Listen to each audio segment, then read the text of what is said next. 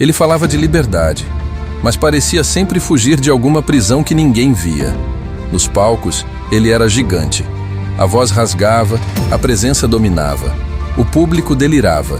Mas quando o show acabava, quando as luzes se apagavam e o último acorde ecoava no vazio, só sobrava o silêncio. E o silêncio dói mais que qualquer grito. Chorão não era só um cantor, era um espelho do caos da geração dele. Um cara que dizia o que muita gente sentia, mas não tinha coragem de falar. Dias de luta, dias de glória. Essa frase virou hino, mas os dias de luta sempre pareciam mais longos, mais pesados, mais solitários para ele. Enquanto o público via o ídolo, o rockstar, o cara marrento do skate e das correntes, por dentro existia um menino tentando entender onde foi parar o amor que ele tanto cantava. Um menino que cresceu rápido demais, que assumiu responsabilidades pesadas demais, que sentiu demais. O palco era o único lugar onde ele se sentia verdadeiramente vivo. Ali, a dor virava música, a raiva virava poesia, o desespero virava conexão, mas era também o lugar onde ele escondia o quanto doía estar vivo, onde a máscara funcionava melhor, onde ninguém via as rachaduras. Ele falava de amor, de amizade, de liberdade, de lealdade, temas que tocavam fundo em milhões de corações. Mas no fundo, ele estava pedindo socorro. Cada letra era um pedido silencioso, cada refrão, um grito abafado. E quase ninguém percebeu a tempo. A fama deu tudo.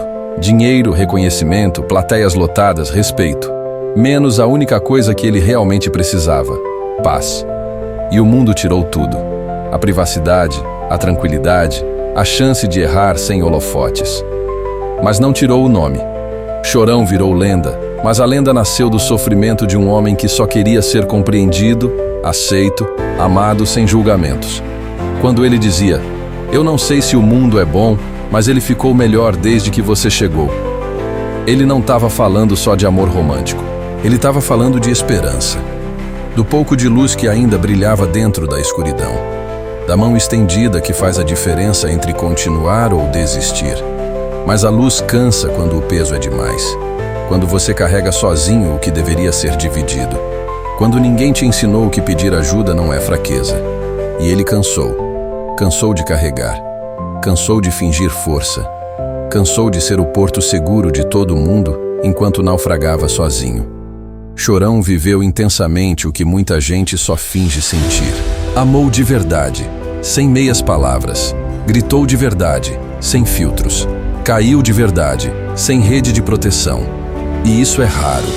Raro e valioso num mundo onde quase tudo é disfarce, onde quase tudo é superficial, onde quase todo mundo tem medo de ser real. Ele era imperfeito, controverso, impulsivo, mas era verdadeiro. E a verdade assusta porque ela expõe. Ela incomoda porque não mente. Ela machuca porque não ameniza. Mas ela também liberta. E liberta até hoje. O cara que cantava sobre ser livre, que pregava viver sem amarras, que dizia: "Não deixe o sistema te levar", foi engolido por aquilo que o prendia. A dor que não cicatrizava, a culpa que não passava, o excesso que prometia alívio, mas só aprofundava o vazio. E mesmo assim, deixou um legado que ainda liberta a gente até hoje. Porque quem escuta Charlie Brown Jr. não escuta só música. Escuta verdade crua, sente identificação profunda. Encontra palavras para sentimentos que pareciam impossíveis de explicar.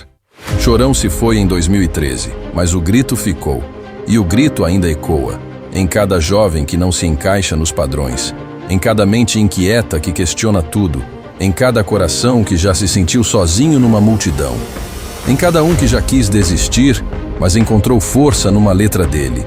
Talvez ele tenha perdido a batalha contra os próprios fantasmas, mas ele venceu algo maior, venceu o tempo, porque sua arte continua viva. Continua curando quem ainda tenta se encontrar. Continua dando voz a quem se sente invisível. E é exatamente isso que faz um artista ser eterno.